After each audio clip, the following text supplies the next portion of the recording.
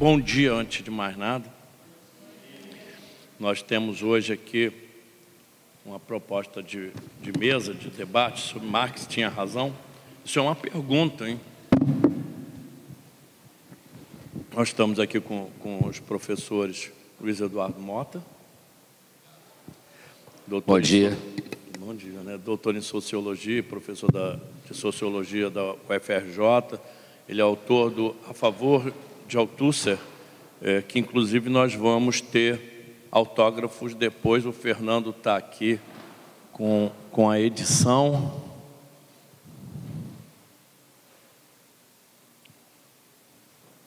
Esse eu não comprei. Essa versão é ampliada, tá? É, exatamente. Ela é revista e ampliada. Não, perfeito. É um novo livro. Eu lembro, ontem à noite eu estava ali do lado, disse que ia chegar lá, não cheguei. Mas, beleza. Está aqui.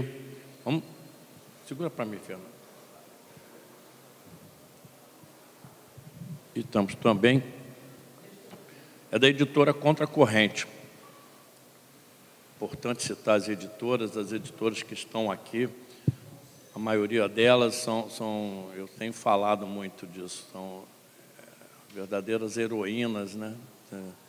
Manter uma editora nesses tempos atuais é uma dificuldade que ninguém aqui tem ideia de como é difícil. E o pessoal continua editando e livros fantásticos, né? Apesar de toda a dificuldade de comercialização. Por isso que a gente, inclusive, trouxe muitas delas aqui e a gente ajudou a vir. Né? O sindicato ajudou aí com passagem, com estadia, né? Para que a gente pudesse ter essas editoras aqui, porque a maioria delas é de São Paulo. São Paulo está fervilhando dessas editoras. Verdade, e editoras militantes, né? Várias dessas editoras têm buscado fazer lançamentos com debate, com discussão. Tem sido realmente uma coisa bacana de se ver, né? Mas nós estamos aqui também com o professor Lincoln, de Abreu Pena, que é professor de História da UFRJ e autor do livro Uma História em Construção, Marxismo Ontem e Hoje. Bem, não vou me alongar muito, porque o importante aqui é a gente ouvir os palestrantes e a gente tem uma regra aqui. Se eu não estiver enganado, é de 15 minutos e 15 minutos, não é? E depois a gente abre para alguma discussão. Vamos dar início e vamos ver o que acontece, né? Vamos começar com o professor? Eu acho que deveria começar é o meu professor ali com Abreu Pena, de que eu tive a honra de ser aluno, em 1986, lá no IFIX. Inclusive a cadeira era sobre imperialismo, aprendi muito. Então eu queria primeiro que ele começasse, aí eu continuo jogando a bola. Perfeito. Você usa esse aqui. Bem, bom dia a todos e a todas. Eu quero inicialmente agradecer o convite do Sintel e parabenizar por essa feira do Livro Vermelho. Mais do que nunca é necessária e oportuna uma feira dessa natureza.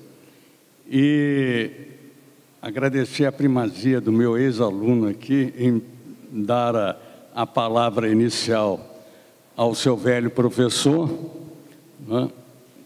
Geralmente os discípulos acabam superando em muito os seus mestres, e isso aconteceu, e certamente vocês terão também o prazer de ouvi-lo e constatar essa verdade.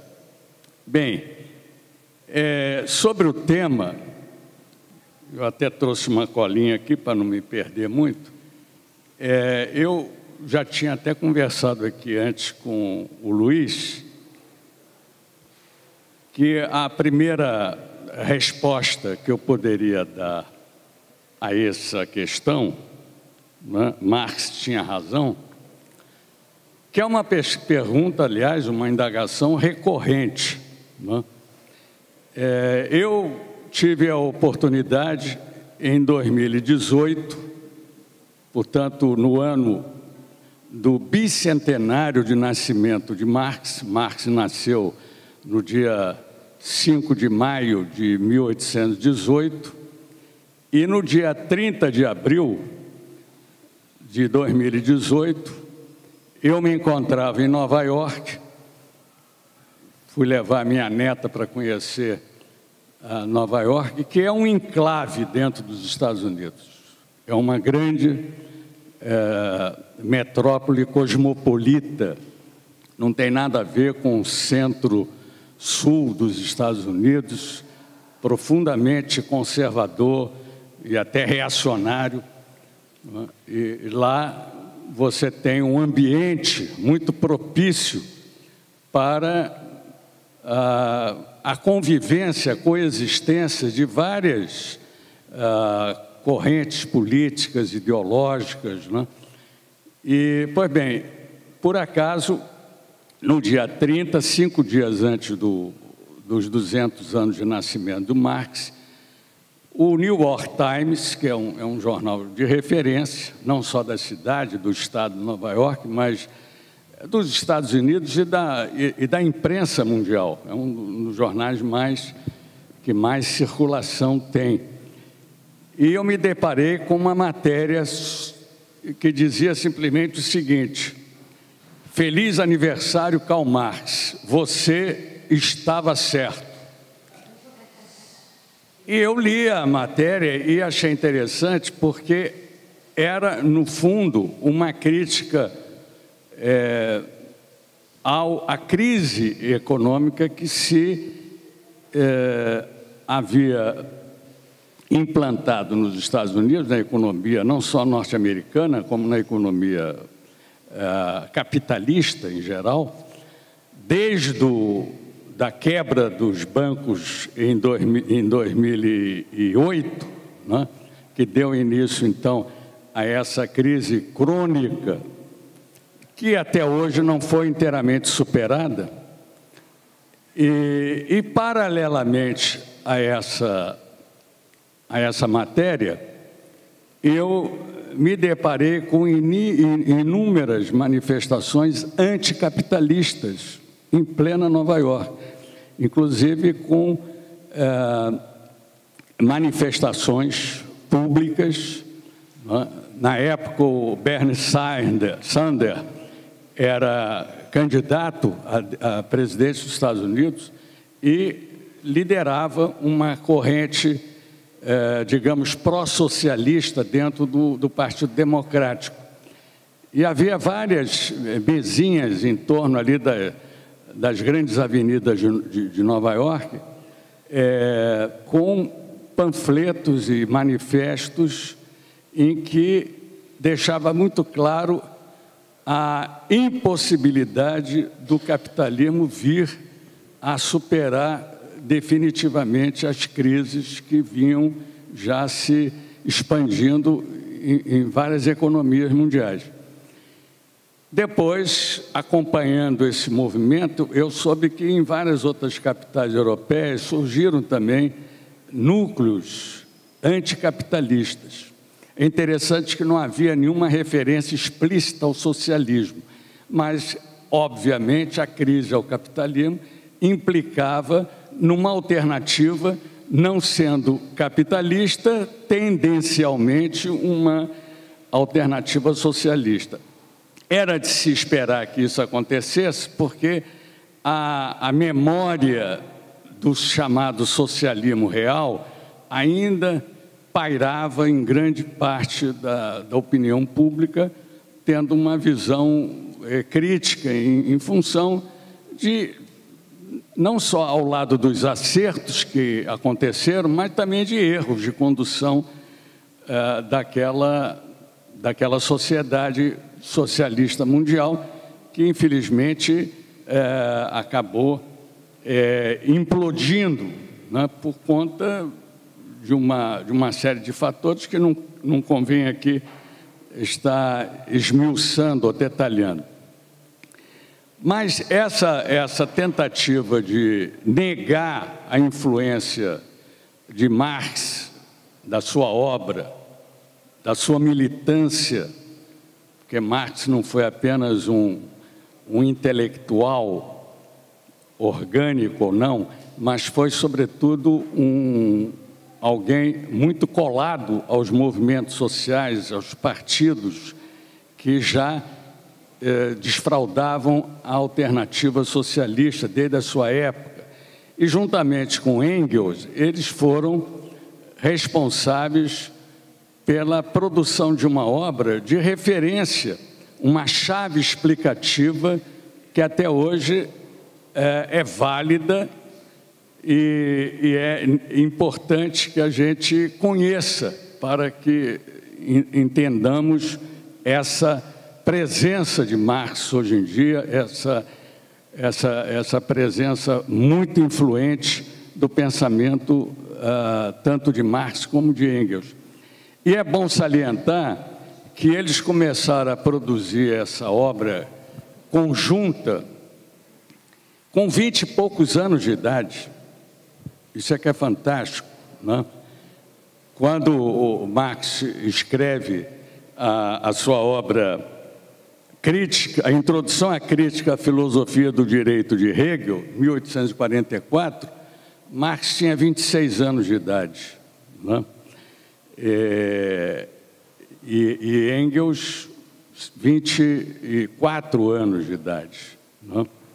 É bem verdade que a expectativa de vida na época era muito menor do que a de hoje, então as pessoas se tornavam maduras e adultas muito mais cedo, né? Mas de qualquer forma, pois é, mas mesmo assim a capacidade de elaboração, o conhecimento das realidades múltiplas daquela Europa, muito ainda dividida em função dos efeitos dos desdobramentos da Revolução Francesa e tudo mais, é de deixar realmente espantado quem hoje se depara com uma juventude que parece que custa amadurecer sobre os nossos tempos, os nossos desafios, inúmeros desafios que temos pela frente.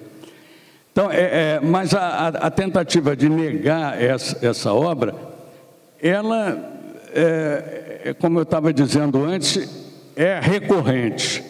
Em 1907, por exemplo, Benedetto Croce, portanto, 10 anos antes da Revolução Russa, já dizia que o marxismo estava desaparecido.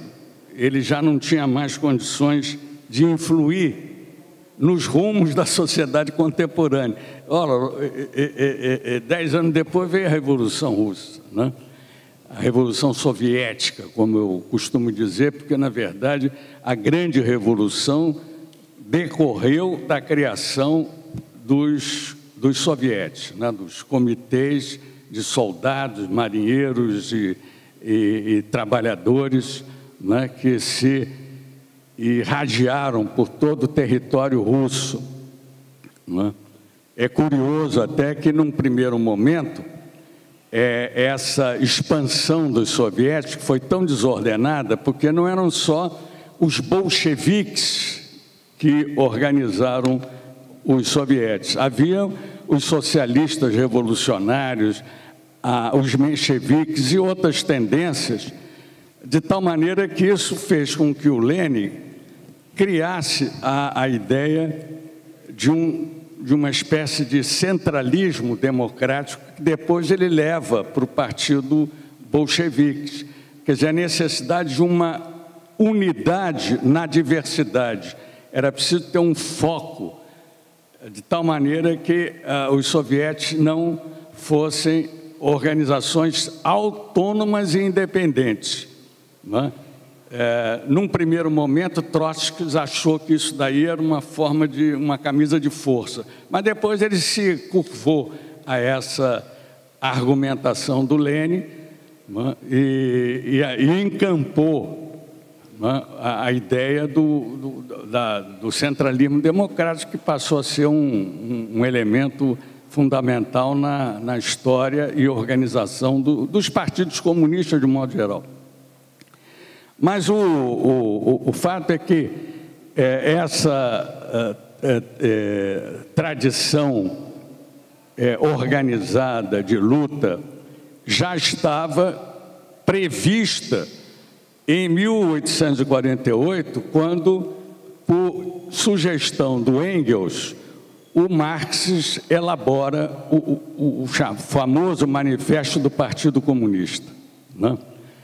Mais popularizado como Manifesto Comunista, que é digamos, uma contribuição dos dois para as várias ligas comunistas existentes, não só na Alemanha, como em todo o território europeu, né? Ali estava, digamos assim, fundamentado uma orientação básica para a ação coletiva da classe proletária, né?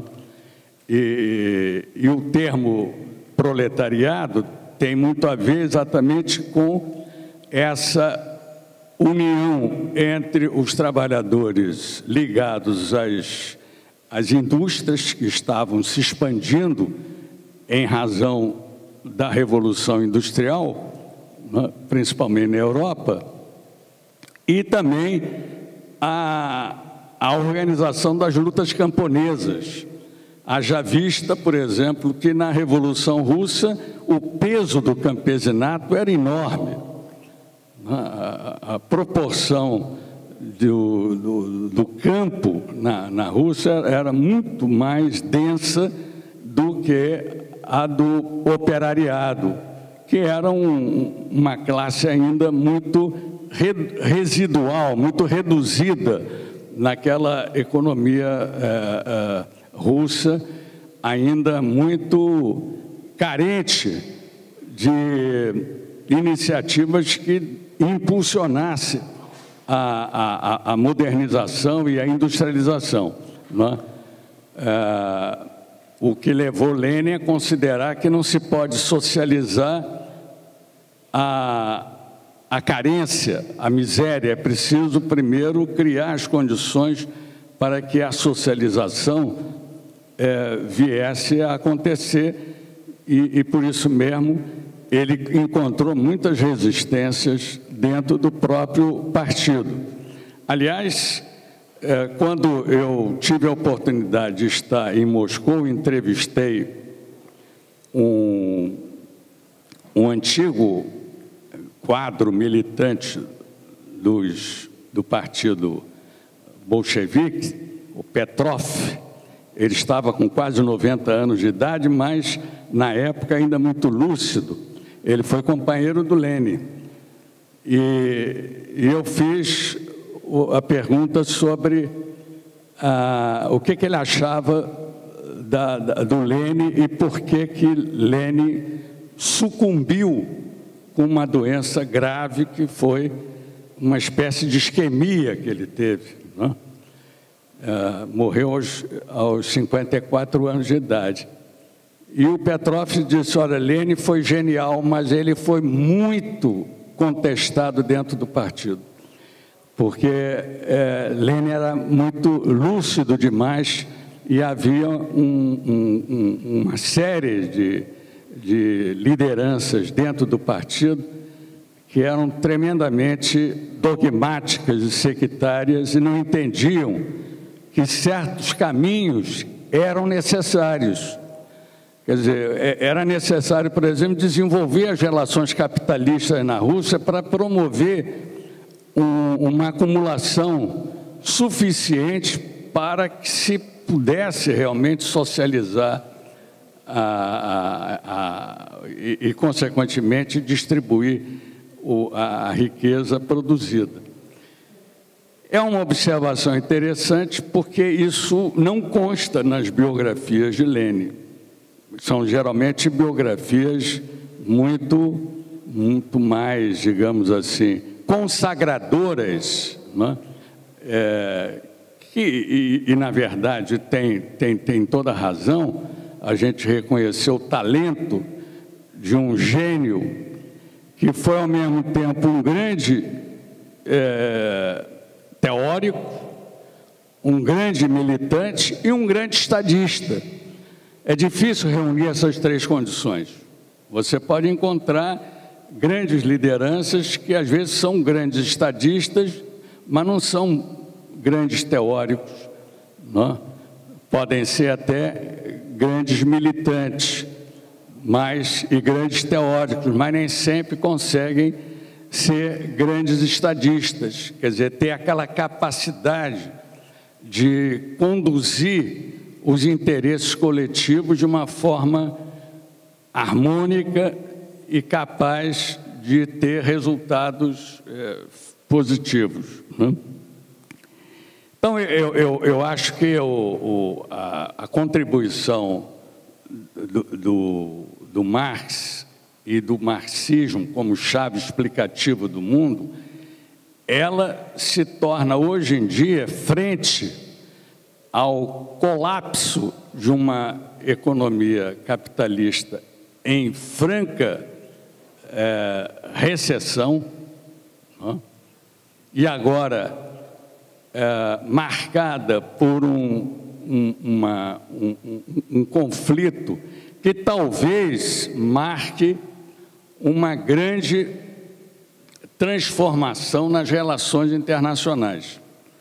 Desde quando o Ocidente suplantou o Oriente com o controle do Mediterrâneo, isso vem desde há muitos séculos atrás, quando os gregos dizimaram o Império Persa e criaram tanto as bases dessa civilização mediterrânea e ocidental, né? A civilização greco-romana, com o Império Romano do Ocidente, o Império Romano do Oriente. Desde essa época, o Ocidente tem sido o protagonista nas relações internacionais, né? Talvez pela primeira vez essa crise que está sendo hoje marcada pela guerra da Rússia com a Ucrânia, marque aí uma mudança que talvez não venha imediatamente, mas provavelmente pode decretar a lenta decadência do Ocidente, mas não o Ocidente apenas enquanto espaço geográfico, mas do modo de produção que tem marcado a ascendência do Ocidente sobre o mundo todo, que é o capitalismo.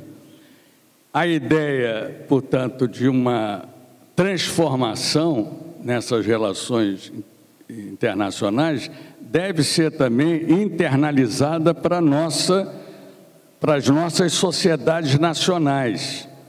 Eu sou de uma geração, a geração nascida durante a Segunda Guerra Mundial, ou seja, quem nasceu entre 1939 e 1945, adoleceu nos anos 50, embalado pela ideia da revolução, não é?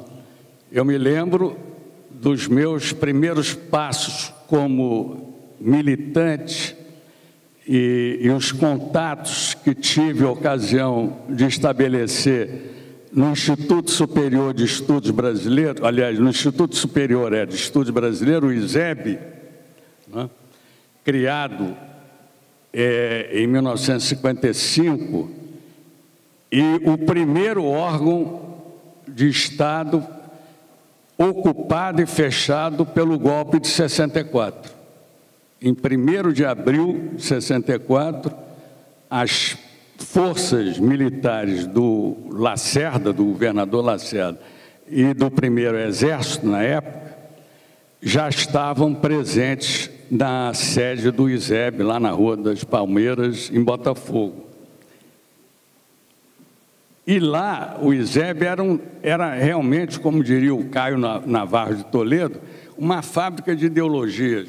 É um livro interessante, porque ali conviviam militares civis, funcionários públicos, intelectuais, professores, estudantes, jornalistas, curiosos, todos aqueles ávidos em conhecer, por exemplo, as teses de um Álvaro Vieira Pinto, que era um filósofo catedrático na época da Faculdade Nacional de Filosofia e que defendia a tese da revolução das massas, né, contrapondo-se, portanto, com a visão do Partido Comunista, ele que era um hegeliano, que havia se convertido ao marxismo, e polarizando com Anísio Teixeira, que era um grande educador, um grande responsável pelo Manifesto dos Pioneiros da Educação Nova, de 32,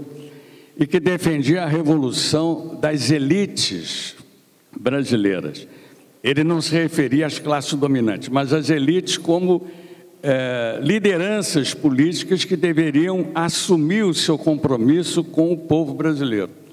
Então, era um debate interessante, isso sem falar, evidentemente, das teses sobre a Revolução Democrática e Burguesa, a Revolução Popular e Democrática, enfim, aquelas teses que permeavam todos os debates envolvendo Guerreiro Ramos, Nelson Werneck Sodré, Roland Corbusier e tantos outros que povoavam aquele ambiente em que a questão de como superar os grandes desafios eram colocados e discutidos assim com uma frequência impressionante.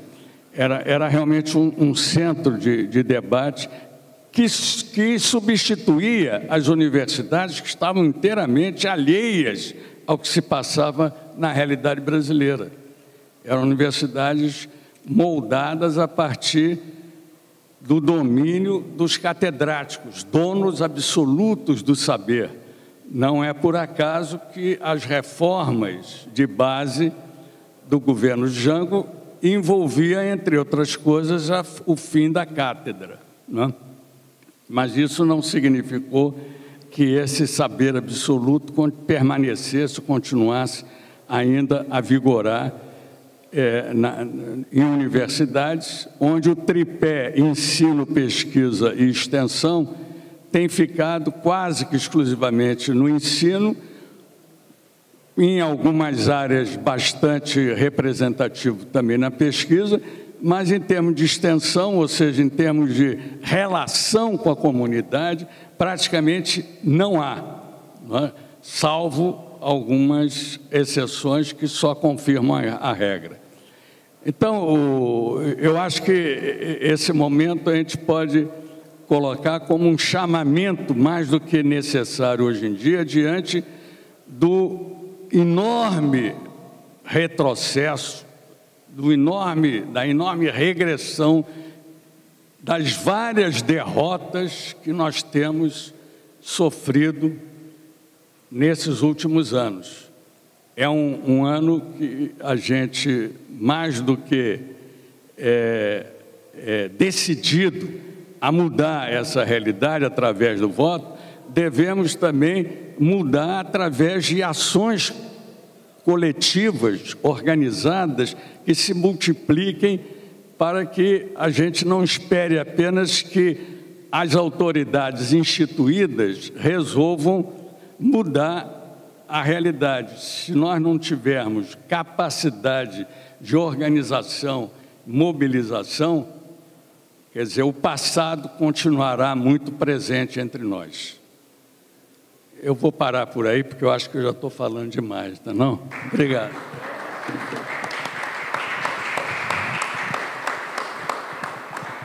Você sabe, antes de passar a palavra, que esse esforço que nós fizemos agora aqui no sindicato foi um desafio, mas foi também um reconhecimento de que a gente não conseguia parceiros para fazer um festival. A gente ia fazer uma feirinha mas a feira não era suficiente, era preciso, por isso que nós chamamos de festival. Tinha que incluir a feira, mas tinha que garantir debate. A indigência que nós temos hoje, de uma forma geral na sociedade, sim, mas também dentro dos próprios sindicatos, dentro das próprias organizações, nossa, até mesmo de esquerda, de debate, de conversa, de aprofundamento e de estudo é muito grande. Então, a gente está tentando aqui também fazer um esforço, por isso também estamos gravando, mesmo que a gente não consiga um público presencial maior e mais importante, hoje nós temos que saber usar o virtual também e ocupar. Então, a gente quer já aproveitar aqui para dizer que a gente pretende, se a gente não conseguir fazer outro festival desse ano que vem, que existe aí uma ideia de tentar fazer no 1º de maio, voltarmos a fazer grandes eventos como esse no 1º de maio, a gente quer pelo menos fazer um trabalho de divulgação desse debate, dessas discussões pelas redes sociais, mas começando talvez no beabá, sabe?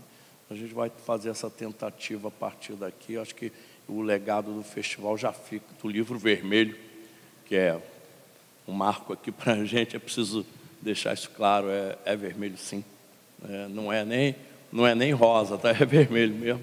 A gente quer deixar isso como um legado para ver se a gente consegue, e a gente conta muito com o apoio dos intelectuais aqui, para que a gente possa juntos fazer esse trabalho que nós estamos absurdamente necessitados e carentes. Por isso que a tua fala não foi muita não, foi pouca até. Queria aqui ter mais tempo para a gente poder ficar junto e espero que a gente volte a estar junto com isso, com esse desafio. Obrigado. Vou tentar com o microfone. Bom, tentar aqui trabalhar bem com esse microfone, que geralmente estou habituado a falar em mesa, né? E eu gesticulo muito.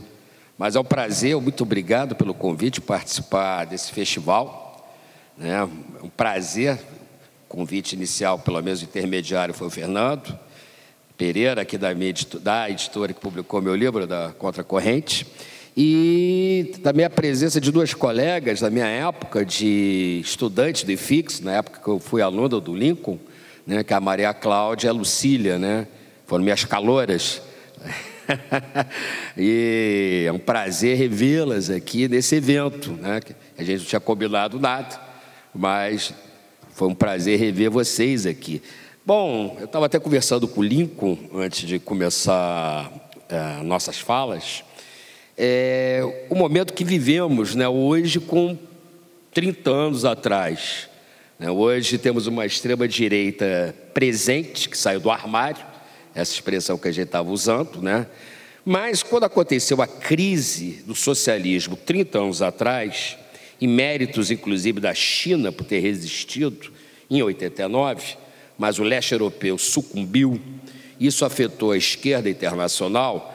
À época, a direita, sobretudo de corte liberal, né, com a sua empáfia vitoriosa, o fim da história, que inclusive ficou famoso aquele texto do Francis Fukuyama, inclusive ele mesmo já fez uma autocrítica desse texto, que a história não acabou no liberalismo, mas viramos na época, no meio acadêmico e nas redes informais, ainda não eram redes sociais, mas aquelas redes de bares ou academias de ginástica, seja como for, praia, jurássicos. Quem era marxista ou falava ainda do socialismo era denominado de forma muito carinhosa de jurássico, né? Era a expressão usual à época, né?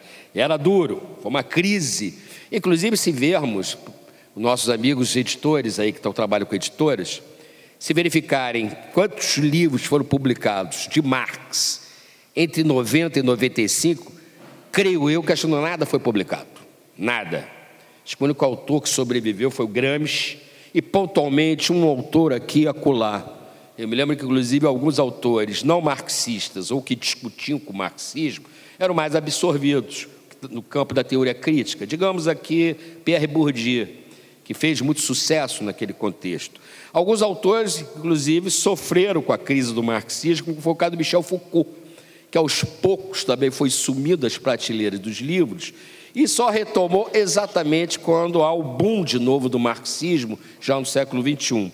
Ou seja, passamos a primeira década dos anos 90, sob um estigma muito forte.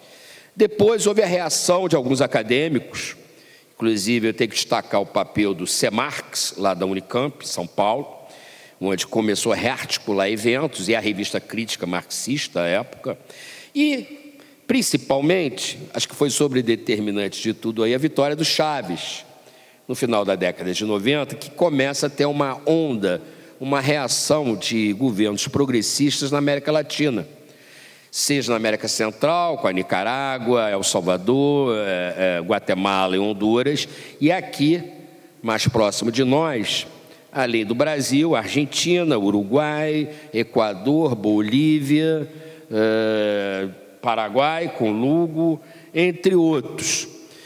Então, nesse contexto, e eu percebi isso também como acadêmico, na época eu estava fazendo doutorado no antigo UPERJ, um reinteresse pelo marxismo, né? Marx voltou de novo a estar presente nas estantes de livros. É aí que dá também o sucesso da editora Boitempo, de um lado, e posteriormente, logo depois, da Expressão Popular. Então há de novo um interesse pela obra do Marx, né? E óbvio, né? Temos que destacar também o crescimento e a força que a China vai ocupando dentro do campo geopolítico, né? Se tornando um contraponto aos Estados Unidos. Como eu falei aqui, resistiu ao golpe de 89, as mudanças que começam a ser implementadas em dezembro de 78 começam a ser acentuadas, e a China é o que temos, apesar de todos os seus limites que a gente possa fazer, uma crítica à China, mas ela tem sido um grande contraponto, né, à hegemonia estadunidense, né? Fora outras formações sociais que estão sobrevivendo, como Vietnã, Laos, Coreia do Norte e Cuba, né? País ao qual eu tive o prazer de conhecer em 2014. Bom, mas obviamente que isso não ficou barato. A reação conservadora começou a emergir no final da primeira década deste século. Já me lembro no YouTube a extrema-direita argentina se manifestando contra o peronismo, contra o governo Kirchner, contra as mães da Praça de Maio. E aqui no Brasil nós sabemos bem quando começa exatamente uma reação da direita, inclusive o papel protagonista, que a gente tem que reconhecer, do astrólogo, o Olavo de Carvalho, quando ele começa a trabalhar muito bem o recurso midiático, né? Utilizando exatamente as redes sociais e o YouTube. Bom, e aí também a propagação de livros muito baratos de pensadores ultraconservadores, como von Mises, entre outros, por essas editoras pagas por esses institutos, que são financiados, ora para o capital estrangeiro, ora pelo grande capital aqui do Brasil, né? Livros de fácil consumo, inclusive, né? Von Mises, eles não vão ler autores, digamos, mais densos, né? Tipo Robert Nozick, Anarquia, Estado e Utopia. Mas vão ler o Von Mises, que é de um consumo mais fácil, ou o próprio Olavo de Carvalho, como ele mesmo entendia o seu público, muito limitado intelectualmente, exatamente fazer jargões que fossem fáceis de ser absorvidos, internalizados e externalizados em bate-bocas de rede social. Desculpe aqui que caiu meu óculos escuro, que eu tenho fotofobia. Bom, então voltando a Marx, né? Marx tinha razão? Eu acho que sim, né? Eu acho que, obviamente, que ninguém pode ler Marx como autor de uma utopia. Inclusive, eu tenho que referir aqui ao debate muito bom que teve nesta semana do Elias Jabbour e uma economista bolsonarista, dita liberal, acho que é Renata Barros, sei lá o nome dela, onde o Elias literalmente janta essa intelectual orgânica, né, com os argumentos mais toscos e distorções sobre a obra de Marx. Eu indico a vocês, são mais de 3 horas de debate, mas você vê um belo confronto de duas posições completamente antagônicas, inclusive mentiras absurdas sobre a China, inclusive sobre Mao Tse-tung, que Mao Tse-tung, é bizarro isso, Lincoln, teria dizimado os pardais da China, porque ele não gostava de pardal. Então, sabe, e aí aconteceu o efeito que ela chama do grande passo, mas é o grande salto, no final dos anos 50, mas assim, é um besterol, né, que quem conhece o tema até que tem que rir, né? Tratava a Revolução Cultural como uma porra louquice, as guardas vermelhas controladas por Mao, nada a ver. As guardas vermelhas eram os movimentos estudantil da China, que não era nem vinculado diretamente ao Partido Comunista Chinês, que surge em Xangai. Inclusive, representava, juntamente com o EPL, Exército Popular de Libertação, este sim que distribuía o livrinho, e juntamente com as guardas vermelhas, mas era dirigido pelo Lin Biao. E aí vão entrar em choque com o Partido Comunista. E aí vai ter uma intervenção do Mao em 69 para apaziguar exatamente o que estava começando a ter uma guerra civil. Ou seja, ele não controlava diretamente. Nem ele, nem Zhou Enlai controlava também a ala moderada do partido. Mas sim, eram intermediários, interlocutores desses grupos presentes dentro do Partido Comunista Chinês. Bom, mas voltando a Marx, sim, o grande acerto dele, que a gente vai ver, sobretudo na obra da maturidade dele, presente no Capital e outras obras do contexto, é exatamente a crise do capitalismo. Como o capitalismo se faz presente sempre em crises, né? Além do mais, toda uma contribuição que Marx e Engels vão ter na construção que a gente pode chamar aqui de uma ciência da história, que exatamente é a análise do conceito de modo de produção, e, obviamente, o modo de produção capitalista específico na obra O Capital, o que vai nos fornecer toda uma análise das estruturas políticas, jurídicas, ideológicas articuladas com a estrutura econômica, onde perpassam múltiplas determinações, multiplicidade de contradições, tá? E o legado de Marx, para além do Capital, da análise das frações de classe, acho que isso está brilhante na obra 18 Brumário, e também sobre a análise sobre a transição socialista da primeira tentativa, que foi a Guerra Civil na França, a Comuna de Paris, né? Marx jamais, até a direita fica dizendo, né? Marx não fala de comunismo do capital, exemplo dessa economista que debateu com Elias. É óbvio, Marx não era futurólogo, né? Ele está analisando os mecanismos de reprodução do capital e da crise, tá? Em nenhum momento ele vai dizer na obra dele, o comunismo vai ser assim, assim, assado. Ele fala que o comunismo é um movimento presente, inclusive pelas cooperativas, sindicatos, pela luta dos trabalhadores. Luta essa que está presente na Europa do século XIX e depois vai se estender ao mundo todo no século XX.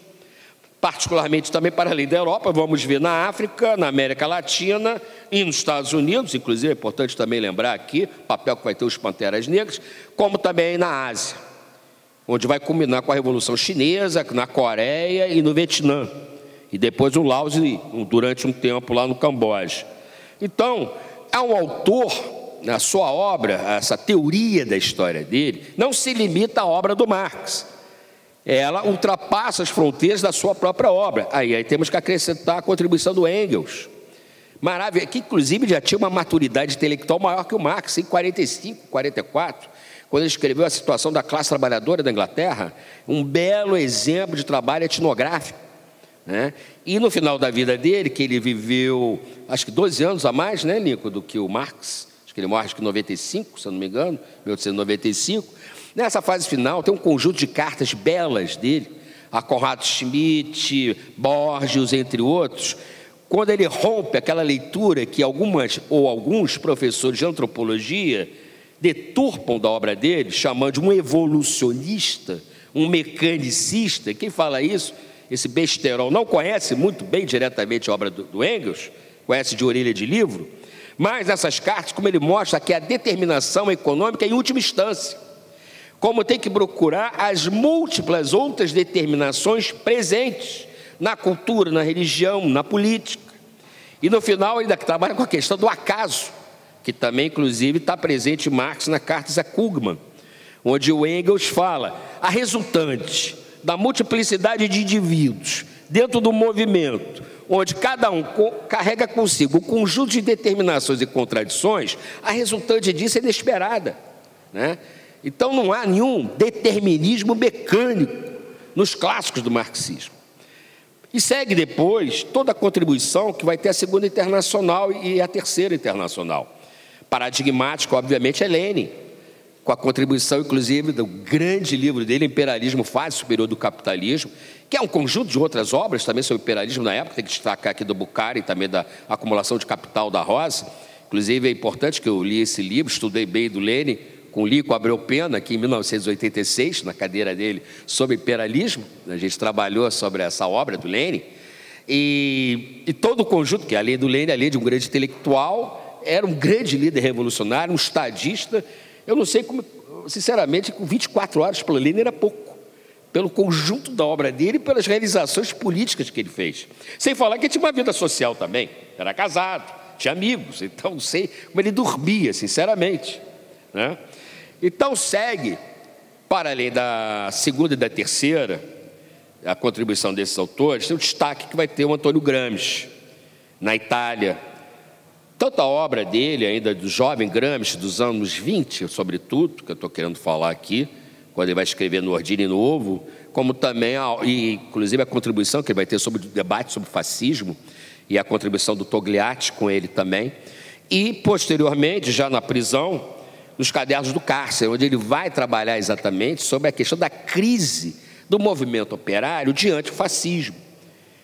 Ora, ao contrário do Attilio Boron, de quem eu muito admiro, ou do Renzo De Felice, que acham que o fascismo era restrito à Itália ou à Alemanha aos anos 20, 30, 40, nós vemos hoje o neofascismo presente. O fascismo nunca morreu, só que, infelizmente, saiu do armário nas últimas décadas, com um crescimento ali no leste europeu, e estamos vendo presente um governo neofascista, não um Estado fascista, mas um governo neofascista claramente liderado pelo senhor Jair Bolsonaro. Bom, saída do eixo europeu, a contribuição que vai ter Mao Tse-tung com a Revolução Chinesa em 1849, que vai ter como seu grande efeito prático a retirada de centenas e centenas e centenas de milhões de pessoas da miserabilidade. Não é à toa que exatamente o ator principal daquele processo da Revolução Chinesa vão ser os camponeses. E aí realmente foge do dogmatismo, ou seja, um sujeito já dado na história, o proletariado, o operariado, não. Cada formação social tem a sua especificidade e tem seu sujeito dentro desse processo específico. E no caso da China, o Partido Comunista entendeu muito bem que aquela realidade era necessário o papel dos camponeses. E daí todo o processo. Inclusive o Partido Comunista vai dominar o norte da China, depois da Grande Marcha, vai ser a grande resistência aos japoneses. E quando chegarem ao poder, nesse período, que vai ser de 45 a 49, já tinha toda uma prática de experiência de governo no norte da China. E depois todos os avanços que vão seguir por aí adiante. E é importante também destacar que a obra do Mao, ela é muito ampla. Ele trabalhou sobre classes sociais, e a contribuição dele sobre a arte da guerra, ou a ciência militar, é uma das mais originais. Inclusive, quem diz isso não sou eu, nem Lincoln Abreu Pena, uma pessoa nada suspeita, que é o Carl Schmitt. Para quem não sabe, o Carl Schmitt foi um intelectual conservador, nunca se arrependeu de ter apoiado o nazismo, mas foi um grande autor, um estudioso sobre direito, e ele tem um texto maravilhoso chamado A Teoria do Partizan, a teoria do guerrilheiro, onde ele destaca: Mao Tse-tung certamente é o Clausewitz do século XX, pela contribuição que ele teve para a teoria militar, tá? Sem falar nos aspectos das contradições, da qual ele, inclusive, aplica nesse estudo sobre estudos militares e sobre a resistência japonesa, tá? A resistência ao Japão, tá? A resistência chinesa ao Japão.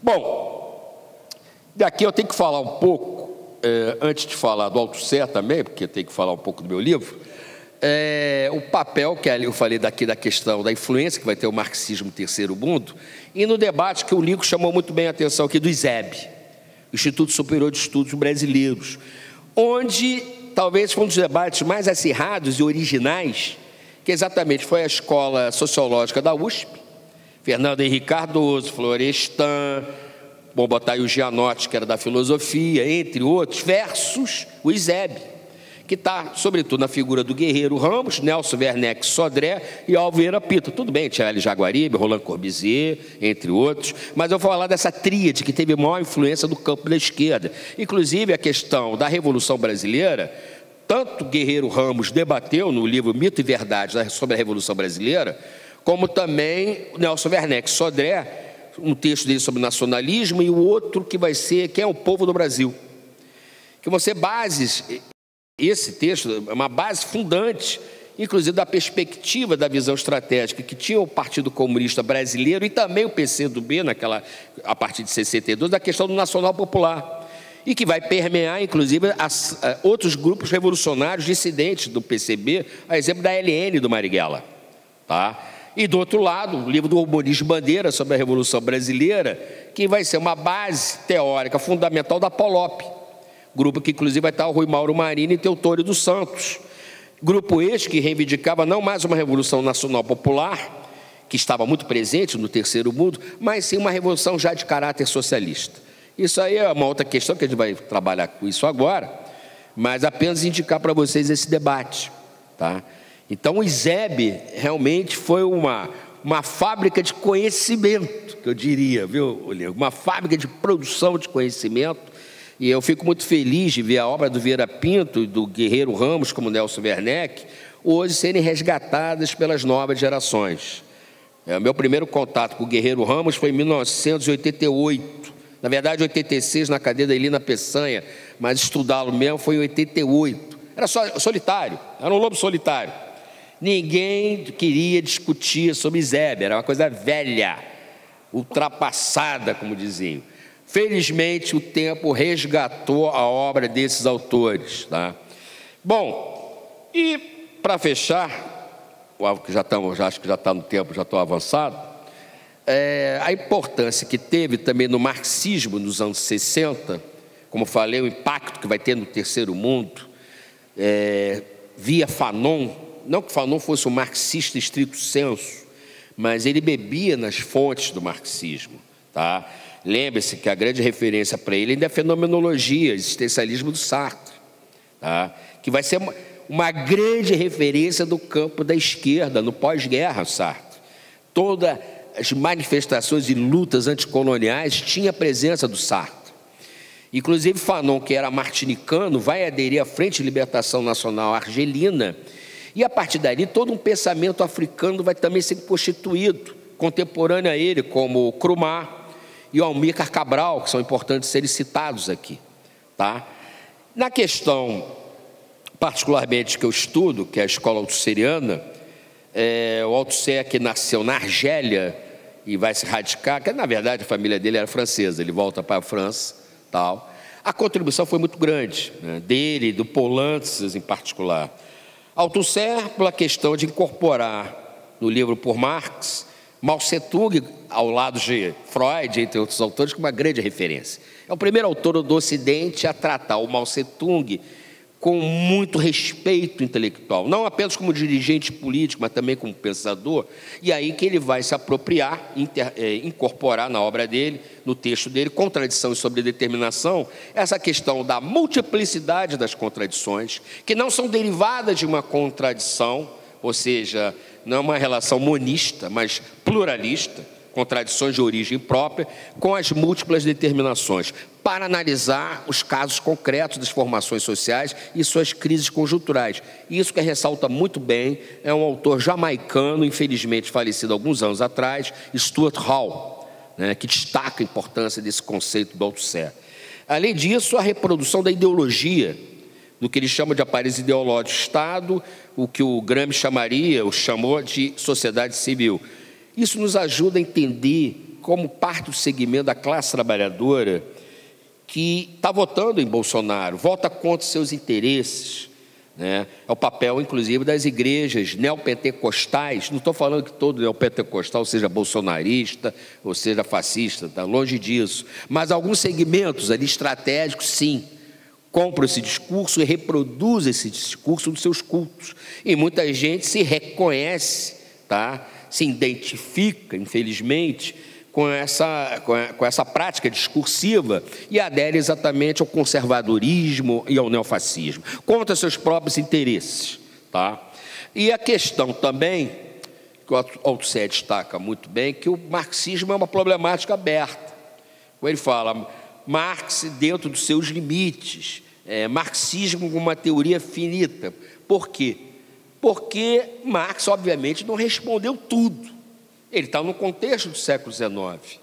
Mas, obviamente, outras questões apareceram no século XX e o marxismo buscou novos conceitos, tá, para responder essas novas problemáticas, essas novas questões.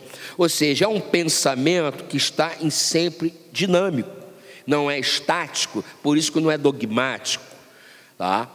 E, fora isso, é importante também dizer a contribuição do Nikos Poulantzas, na questão, ora, sobre a questão do papel do direito moderno, que ele faz uma bela análise, juntamente com Pachucanes, outro autor que a gente tem que ressaltar aqui, tá? Um autor russo, que também trabalha muito bem sobre direito. A questão do fascismo, analisar o fascismo não como um fenômeno restrito, histórico, à Europa dos anos 20, 30, 40, daí a importância do livro dele, Fascismo e Ditaduras, e mais, a última contribuição dele, grande, que foi o livro Estado do Poder e Socialismo, tratar exatamente sobre a materialidade institucional do Estado.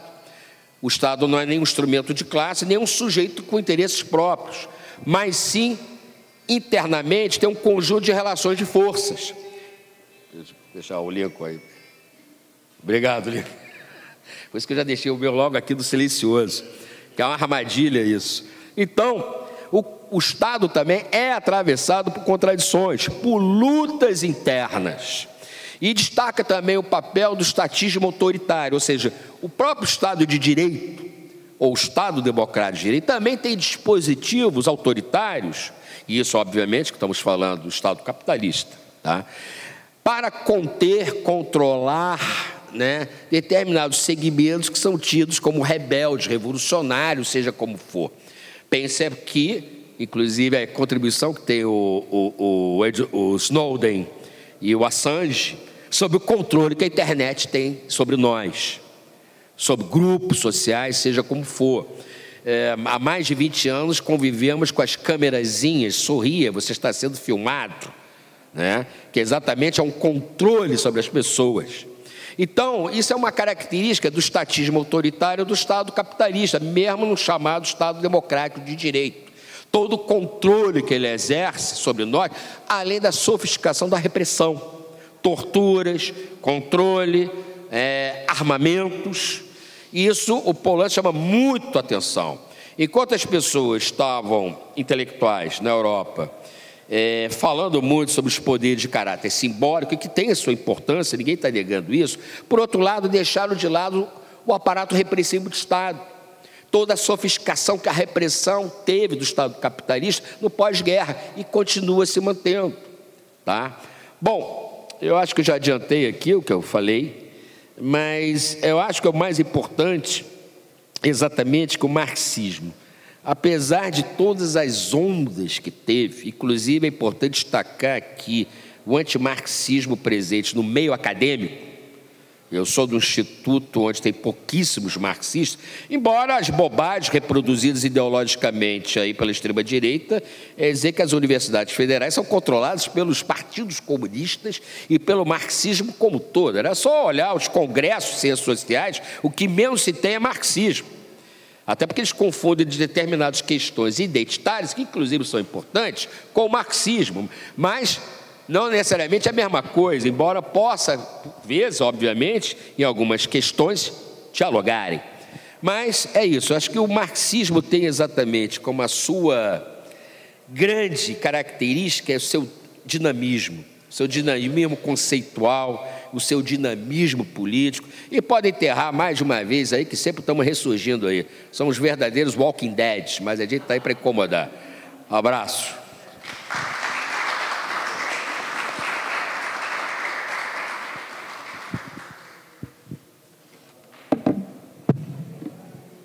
Bem, dentro da nossa regra aqui, a gente abre para algumas falas mas a gente avançou bastante no tempo aqui, então nós vamos abrir para 3 colocações de 3 minutos cada uma.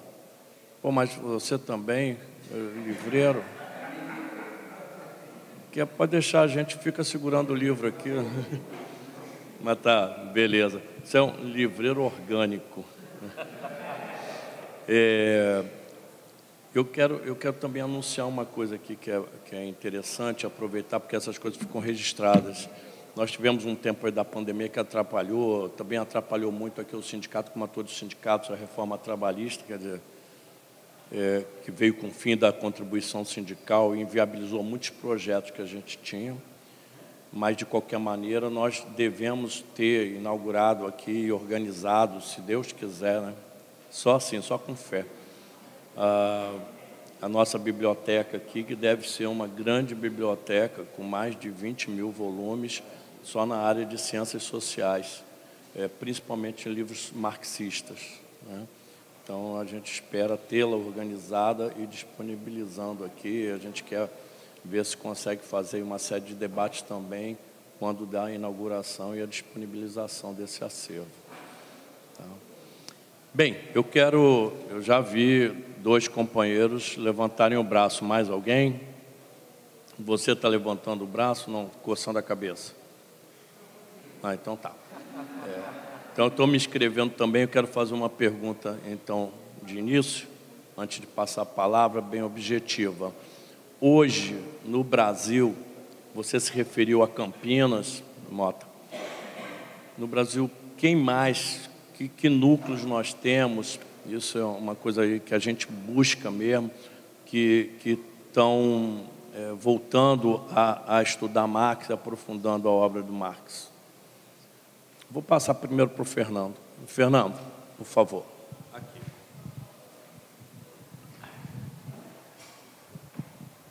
Bom dia a todos. Parabéns, Francisco, pela organização desse evento maravilhoso. Professor Lincoln, Mota, grande amigo. E eu fiquei preso numa parte bem interessante quando você fala daquela parte do apoio ideológico do Estado, né? É importante lembrar assim, que o Althusser, né, ele foi o autor que ele resgatou o Lacan. Quando o Lacan ele foi expulso da instituição de psicanálise de Paris, o Althusser ele resgata o Lacan, apresenta o Lacan para os marxistas, né? Aí tem um diálogo do marxismo com a psicanálise, né? Queria que você falasse um pouco da questão da receptividade, porque até então a gente tinha a escola de Frankfurt, né, que trabalhava a psicanálise, né, através como era intitulado, do Freudo marxismo. Que você falasse da receptividade do Lacan para o marxismo, que tinha um pouco de rejeição no início, né? Que você falasse um pouco sobre esse tema, por favor. O Marcelo Miranda, por favor.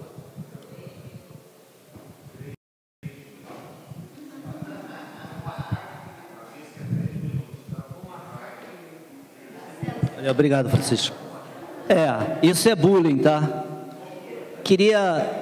Toda vez que tenho falado aqui, eu tenho destacado primeiro o pioneirismo do Sintel, que não é a primeira vez, tá? Em várias questões. Isso aqui é um marco, né?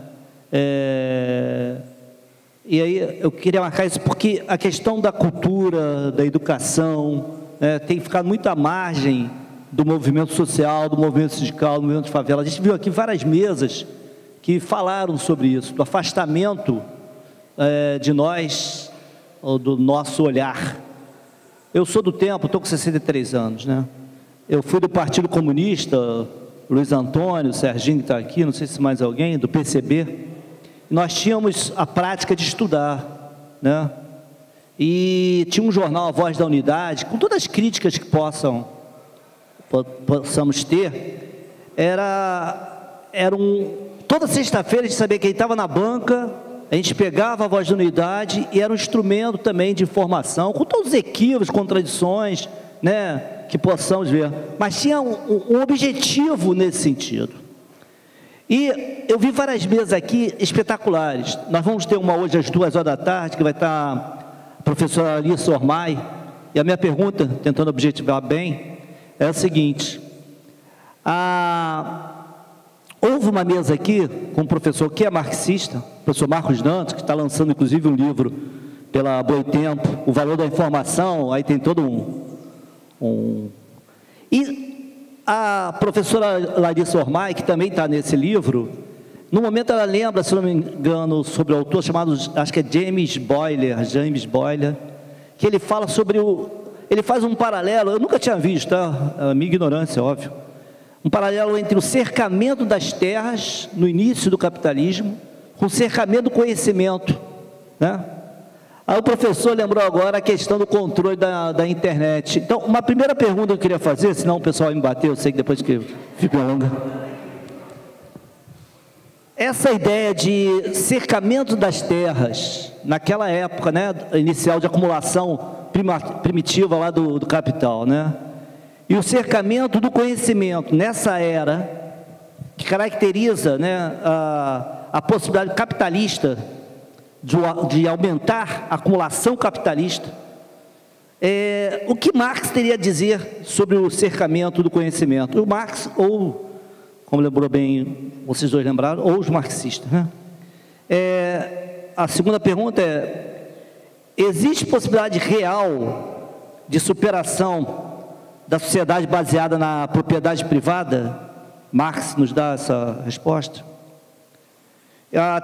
Eu tenho uma aqui, mas estou com medo de fazer, mas eu vou fazê-la. Houve um professor aqui também, que eu particularmente não gosto de leituras muito dogmáticas, né? Aí exaltou muito a China. Eu sei o papel da China no processo de luta contra o capital, mas eu acho que tem várias contradições também que tem que ser destacadas. Aí eu perguntaria assim, eu me lembrei disso por causa da citação sobre o Lenin, né, que defendia que nós tínhamos que desenvolver as condições capitalistas para poder alcançar a sociedade socialista, menos de forma bem resumida, foi o que eu entendi. Vocês veem esse processo também, esse processo que está acontecendo de certa maneira na China, estão sendo desenvolvidas as condições capitalistas para dividir a riqueza, ou a China não tem mais nada de comunista, a China é um Estado capitalista? E por fim, o que Marx tem a dizer ao sindicalismo brasileiro? O que Marx teria a dizer, ou os marxistas teriam a dizer ao capitalismo brasileiro? Por fim mesmo, só dizer que eu tenho orgulho também, além de ser da direção do Sintel, de também ser do Instituto Telecom. O Instituto Telecom faz toda semana uma reflexão sobre as telecomunicações e as comunicações brasileiras, todas as terças-feiras, e a gente tenta fazer esse diálogo, né? Tentar trazer essas informações. Parabéns a vocês, parabéns ao Sintel, parabéns a todos nós que estamos contribuindo para que a cultura, a informação e o movimento social e o movimento sindical comece uma reflexão, porque a derrota do fascismo começa assim, é um negócio pequeno, não, é assim mesmo. Assim como o fascismo foi crescendo nesses 30, 40 anos, né? Agora nós temos a possibilidade de derrotar o fascismo no processo de construção do conhecimento, da esperança, da solidariedade, do amor. Obrigado, Francisco.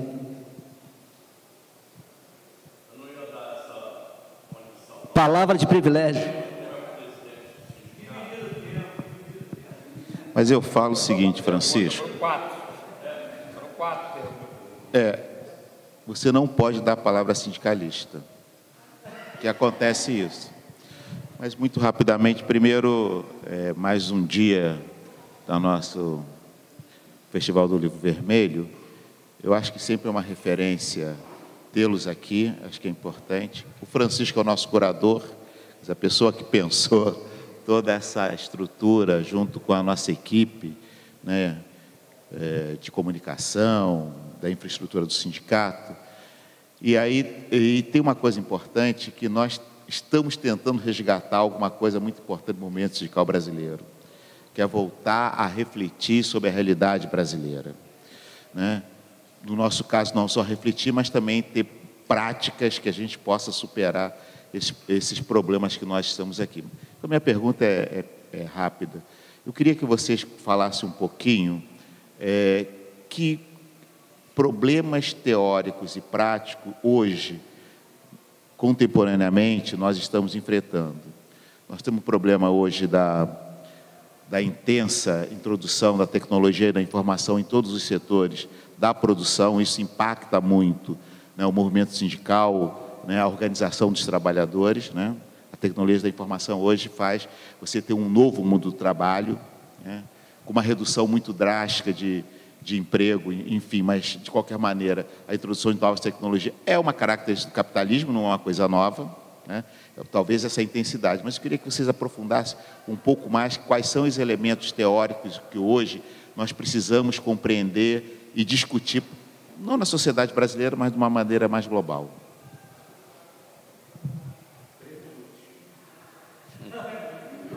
O pessoal, além de tudo, é abusado aqui. Mas, como é que você... Eu quero no banheiro. Vai fazer o pipi. Vou banheiro rapidinho.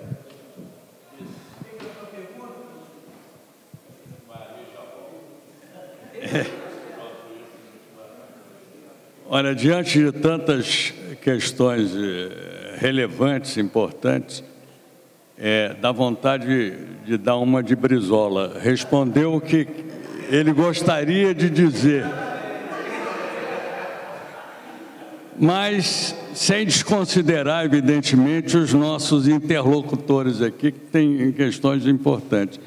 Eu começaria dizendo o seguinte, que já aproveitando, inclusive, a fala do presidente e também dos demais, que indiretamente se referiram a isso. Nós precisamos, e isso daí é um recado do Marx, né, que eu estou simplesmente reproduzindo, nós precisamos conhecer mais a realidade sobre a qual nós estamos atuando. E o conhecimento da realidade envolve, inclusive, isso, esses debates, essa troca de ideias, essa interlocução, porque sem esse conhecimento, Marx conjugava, na sua concepção histórica, 3 verbos que são importantes: apreender a realidade. Você tem que aprender a realidade. Depois, compreender a realidade. Você, diante da apreensão, você começa a ter noção dessa realidade. E, finalmente, interpretar a realidade. Interpretar no sentido não apenas teórico, mas no sentido ativo. Interpretar quer dizer intervir na realidade, né?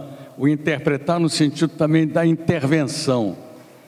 Então, essa capacidade não é própria apenas dos intelectuais. Qualquer cidadão é capaz de desenvolver esse tipo de atitude. Nós não podemos ficar submetidos a informações tipo fake news, etc., que circulam nas redes sociais, que, ao mesmo tempo que é uma forma de socializar a informação, é também altamente nociva, porque ela contém informações que são desinformações sobre o que se passa entre nós. Então, é importante que a gente entenda a importância da compreensão da realidade sobre a qual nós estamos atuando. Sobretudo porque uma das grandes armas dos nossos adversários é o que se convencionou chamar de marxismo cultural. Ou seja, essa mesma turma bolsonarista, assim como os neofascistas,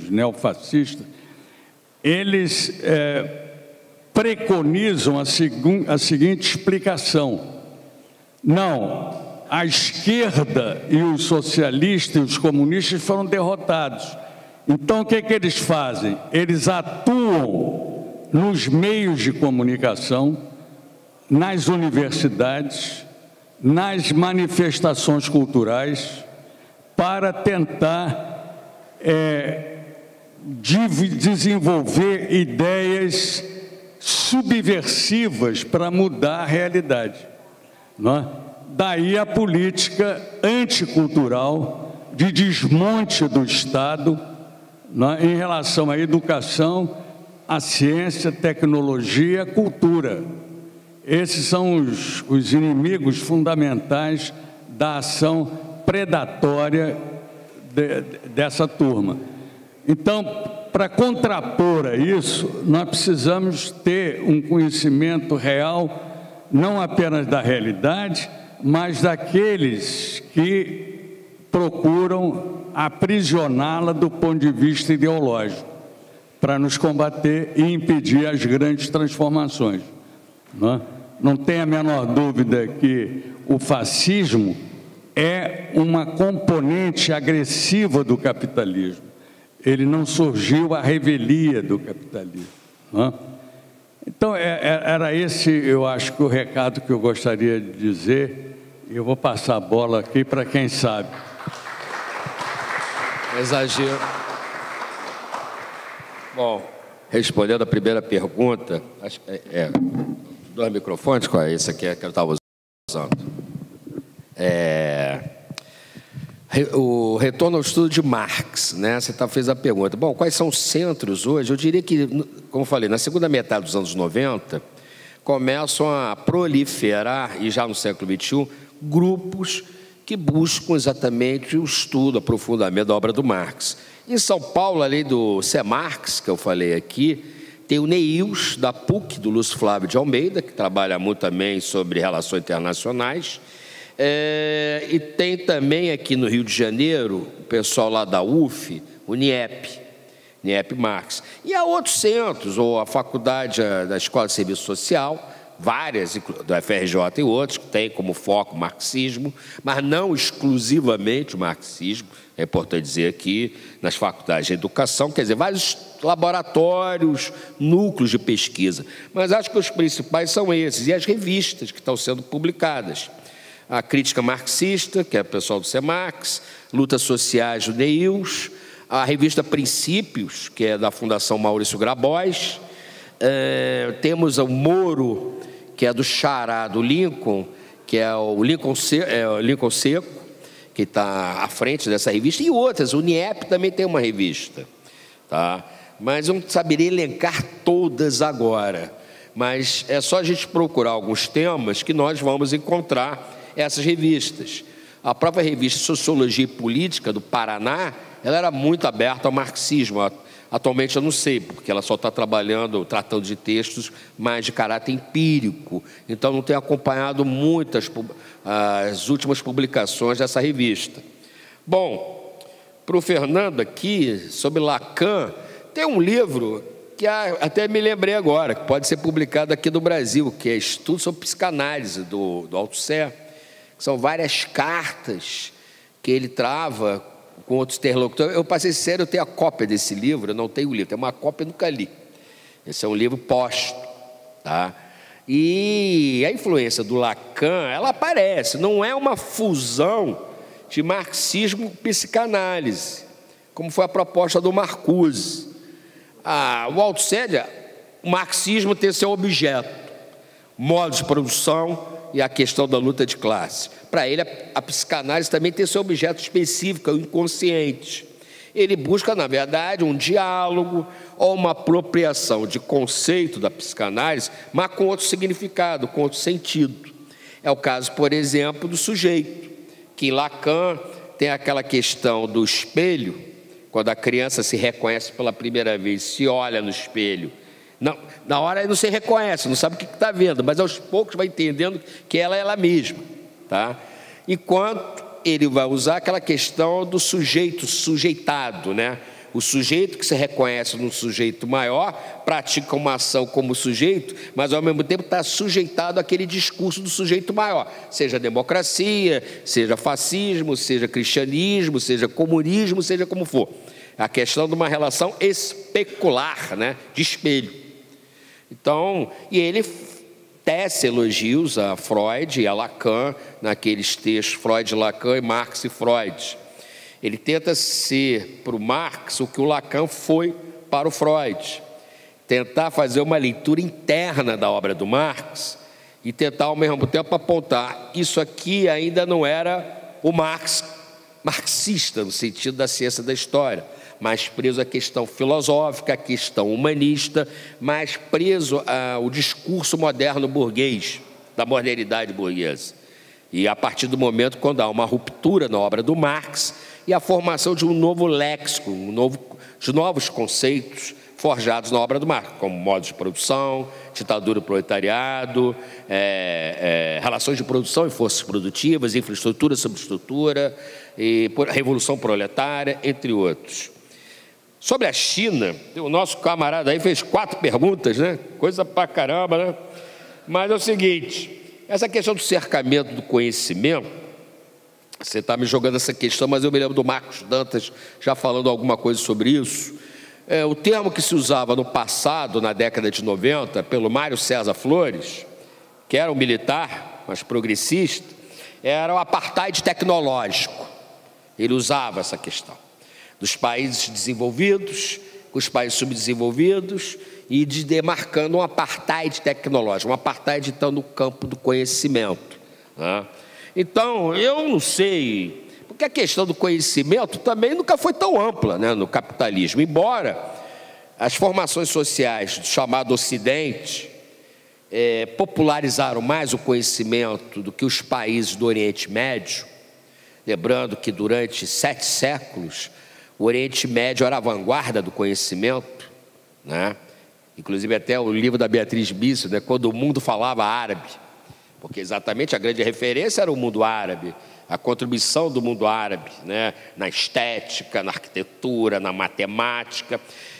Segundo Paul Kennedy, ele diz que o conhecimento no Oriente Médio era mais estanque, mais redutível a um determinado grupo, enquanto no Ocidente, com as escolas e depois as universidades, ampliou-se, mas não necessariamente que incorporou todo mundo nessa gama do conhecimento, tá?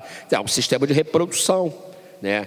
É o sistema de reprodução também escolar que nós conhecemos, que o Althusser, inclusive, contribui, o Pierre Bourdieu também, e o outro também lá, o Stabler, também que trabalhou muito sobre isso, sobre as escolas capitalistas na França, ou seja, uma diferença de uma escola para o trabalhador, o filho da classe trabalhadora, para o filho da burguesia, coisa que o Bourdieu com o Passeron vão trabalhar muito sobre isso. Então, acho que isso faz da praxe, né, do modo de produção capitalista, uma reprodução do conhecimento, mas ainda é limitada e não ampla, tá? Bom, você falou da China.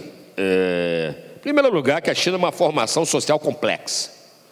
Ela tem 5.000 anos de existência, não são 500 anos, com 1 bilhão e 200 milhões de habitantes, por aí. Se é difícil para nós controlarmos grupos de WhatsApp com 30 pessoas, imagine você estar à frente, um partido à frente de uma formação social com mais de 1 bilhão de pessoas, né? E, inclusive, com mais de uma nacionalidade, embora predominantemente seja Han, né? Mas há outras nacionalidades na China, né? A transição, o próprio Marx deixa muito claro isso, a transição nunca é pura. Lembra da bela carta dele a Vera Zazzalutti, a transição na Rússia vai ser socialista e capitalista ao mesmo tempo. A China nunca, nem no Mao Tse-tung, no texto dele A Nova Democracia, que é de 1940, ele rejeitou que o capitalismo não estaria, e nunca renegou a questão que o capitalismo estaria presente na transição chinesa, tá? Porque a mesma coisa aconteceu na União Soviética, embora talvez o problema não tenha sido uma NEP de longa duração. É isso que o Deng Xiaoping e outros dirigentes falam. Aqui a China a gente faz uma NEP de longa duração, tá? É importante dizer que, embora haja uma abertura econômica na China, a questão política ainda está sob as rédeas do Partido Comunista. Xi Jinping, ele hoje é um dirigente jovem, é um homem de 60 e poucos anos, mas tem mostrado muito interesse dentro da ala dele, do Partido Comunista, que mais uma vez, o Partido Comunista chinês lá não é homogêneo, ele é heterogêneo, ele é extremamente dinâmico, tem um grupo mais à direita, outro grupo muito mais à esquerda, e o grupo do Xi Jinping é mais intermediário, né? Está cada vez mais promovendo os encontros com intelectuais marxistas, inclusive o destaque aqui do saudoso aqui, Domênico Losurdo, que escreveu muita coisa sobre a China e defendendo o processo de transição chinesa, que aqui no Brasil o primeiro sujeito a aventar sobre isso foi em 1988, no livro publicado pela Alfa Ômega, o Vladimir Pomar, filho do Pedro Pomar. Que a gente também não pode cair no erro de parte da esquerda, inclusive maoísta, e trotskismo, e me desculpe quem seja, prolifera essas coisas, de sempre rejeitar as formações sociais socialistas. Eu me lembro quando falava que a União Soviética era capitalista. A União Soviética era um capitalismo de Estado. Ora, eu prefiro a União Soviética com todos os seus limites que tinham naquele contexto, os anos 70 até 80, né? E o papel que teve a União Soviética nas revoluções de libertação nacional na África, né? Do que virou depois, na Rússia, né? E a ascensão, a hegemonia que durante muito tempo teve os Estados Unidos. Agora há uma contraposição, embora seja a maior potência ainda, hegemônica mundial, tá? Mas a China tem sua importância e ela reconhece seus limites, isso que é importante, né? Ela não está projetando uma sociedade comunista a médio prazo, nem a longo, ela fala longuíssimo prazo. A tentativa é transformar até em 2049 toda a China numa classe média de padrão dinamarquês, sem ser capitalista como a Dinamarca, tá? Mas ainda num processo de transição de longa duração. O que mais você perguntou aqui? O sindicalismo brasileiro, eu teria uma certa dificuldade, porque não é meu objeto de análise. Aqui o nosso amigo Marco Aurélio Santana teria mais propriedade para discutir sobre o tema. Mas o sindicalismo é a grande expressão do chamado velho movimento social, de grande expressão que teve nos anos do século XIX e prosseguiu ao longo do século XX. Obviamente, com a emergência do neoliberalismo na Europa e depois aqui na América Latina, e a utilização das mudanças das forças produtivas contra os trabalhadores. Marx, em nenhum momento, diz, ao contrário lá daquela economista neoliberal bolsonarista, que as forças produtivas, a tecnologia é contra o trabalhador. Ao contrário, ela pode beneficiar em muito. Exatamente o trabalhador sai daquela carga de horário de trabalho, que inclusive foram 16 horas, a sua jornada no século XIX. Muita gente esquece isso. Inclusive, já tive o desgosto de ver uma aluna do IFIX dizer que Marx era contra os pobres. Pô, quando ela leu o 18 Brumário, ela chegou a esse absurdo de dizer. Depois eu soube que ela é uma aluna infiltrada para provocar. Mas dizia o seguinte: Marx é contra os pobres. Por quê? Está falando mal deles aqui. Lucro e proletariado. Bom, o lucro proletariado, à época, esse sim era um privilegiado perto do operariado. O operariado trabalhava 16 horas de jornada de trabalho, num caldeirão, né? E não somente homens, o que é mais um equívoco também que falam hoje, de algumas leituras pós-modernas, mas sim mulheres e crianças. Crianças, a partir de 5 anos de idade, já estavam trabalhando nas fábricas, tá? Inclusive o Manifesto Comunista, que é um dos primeiros grandes textos do Marx, já aponta os limites disso, inclusive a questão da escolaridade infantil. Quem era defensor disso era o Tocqueville, que virou um herói nas ciências sociais nas últimas décadas. O mesmo Tocqueville que votou contra a redução de 16 para 12 horas de trabalho, porque dizia que era uma medida para vagabundos socialistas. Logo, um aristocrata que nunca trabalhou, curtiu a vida indo para a América, para escrever A Democracia na América, né? Mas como ele sempre foi um ultraconservador, vide a defesa dele da colonização da Argélia. Ele tinha terreno na Argélia. Dizia, temos que expulsar de Argel os bárbaros, mouros e islâmicos e defender o Ocidente cristão. A mesma leitura ele vai ter sobre a escravidão dos Estados Unidos. Vai ser inevitável a libertação dos escravos, contanto que eles sejam absorvidos na cultura ocidental cristã. Está no livro Emancipação dos Escravos, do Tocqueville, coisa que, obviamente, os cientistas sociais lá do IFIX não citam esse livro. Escondem debaixo da cama. Eu não. Quando eu dou Tocqueville, eu faço questão de mostrar essas posições do Tocqueville, né? Fora outros liberais, a relação de liberalismo, colonialismo, escravidão moderna, pô, está no sangue daquilo ali, está na origem. Como diz o Marx, inclusive, no terceiro volume do Capital, a violência é parteira da história, dando exemplo exatamente da colonização da América. Genocídio de povos, escravidão, tá, de africanos aqui no continente africano. Então já destaca isso já no terceiro volume do Capital, ali naquela parte final. Então, quer dizer, o marxismo tem feito a crítica, né, ao colonialismo, né, sem esquecer aqui a vertente ideológica que justifica tudo isso. O colonialismo, a escravidão moderna, foi o liberalismo, que é um pensamento de grande expressão da modernidade burguesa. Stuart Mill também falava isso sobre a China. Você está falando da China, uma civilização de 5.000 anos, né? Mas ele falava, os ingleses, olha que o Stuart Mill é um dos mais moderados, hein? Ele defendia inclusive o voto feminino, mas ele dizia, temos sim que nos impor a superioridade da civilização britânica sobre chineses, bárbaros chineses, como ele tratava. Então, preconceito étnico, cultural, religioso, justificativa para a escravidão e genocídio dos povos indígenas está nas entranhas do capitalismo e do seu pensamento, que é o liberalismo.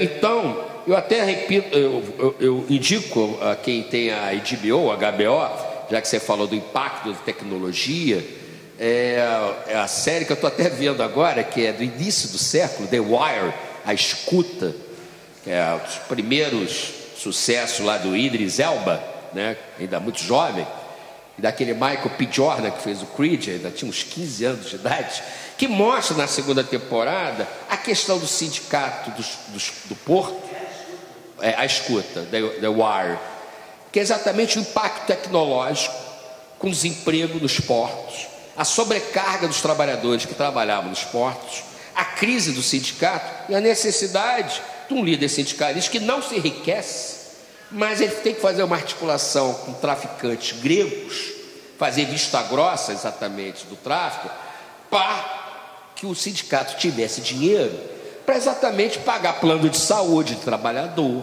etc, etc, pagar enterro de trabalhador, pagar o aluguel de um trabalhador, seja como for, exatamente a crise que o neoliberalismo vai levar os sindicatos, né? A partir dos anos 80 na Inglaterra e nos Estados Unidos. E a série, como é do início do século, que é a repercussão toda na crise do movimento sindical, inclusive muito defendida, o fim dos sindicatos, pelos órgãos da imprensa burguesa, pela mídia burguesa, a mídia capitalista. Não falo quanto à representação dos empresários, dos seus interesses, seja do agronegócio, seja da indústria, seja do banco. Mas trabalhador se organizar se tornou uma condição quase marginal. Olha aí, o sindicalista querendo ganhar o dinheiro de vocês da contribuição. É assim. Ou seja, acabar, implodir a única arma que tem o trabalhador, que é o sindicato. Pode ter seus limites ou não, em determinada categoria, mas querendo transformar o mundo de um conjunto de empreendedores. Imagine 200 milhões de empreendedores no Brasil. Quer dizer, o cara do Uber você acha um empreendedor, mas ele é um trabalhador. É exploradíssimo. Você vê lá o cara, 5.000 corridas. Você vê o cara, coitado, trabalhando de manhã, de tarde e de noite para pagar aluguel, escola do filho, etc, etc. Não vai enriquecer nunca. Empreendedor de venda de picolé na praia, quando vai enriquecer com isso? Nunca, tá? Porque o capitalismo já tem seu ponto de partida. Quem é herdeiro de uma fortuna ou de uma estrutura larga quilômetros e quilômetros na frente de quem não tem nada. Mas é isso, acho que eu tentei responder as questões, eu acho.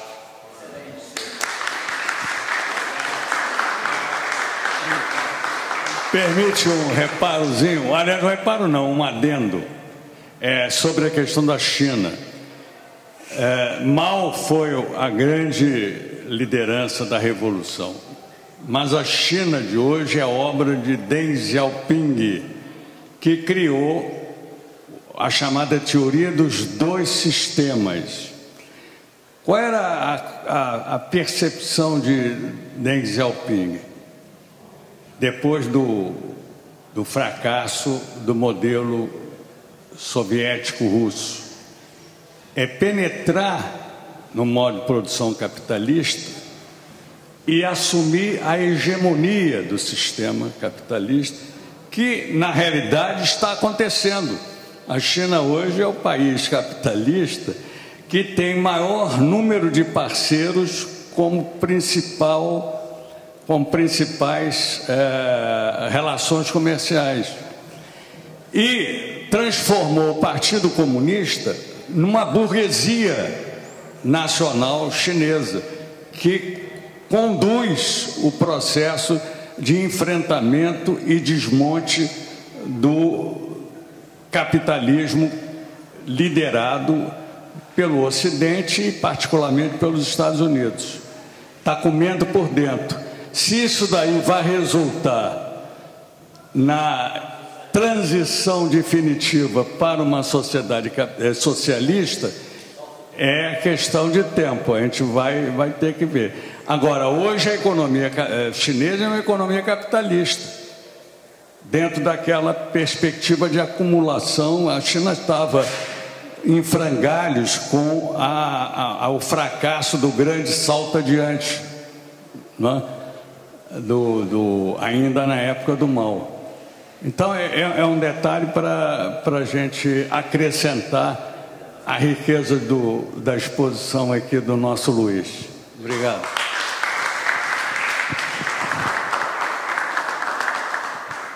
Companheiros, nós vamos encerrar então por aqui, né? Nós temos uma apresentação de um esquete de teatro que vai começar agora, mas também vamos fazer autógrafo pelos autores aqui no livro. Eu não sei se você trouxe. Ah, trouxe. Opa, agora sim.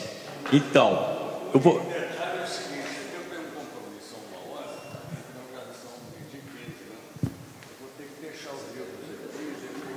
A gente resolve. É uma doação minha. Obrigado. Mas vamos fazer uma coisa aqui. Ali em frente ao café, porque está ventando, está começando a ventar forte, então em frente aqui ao café, a cantina, é que nós vamos fazer os autógrafos, tá bom? Valeu, gente. Obrigado.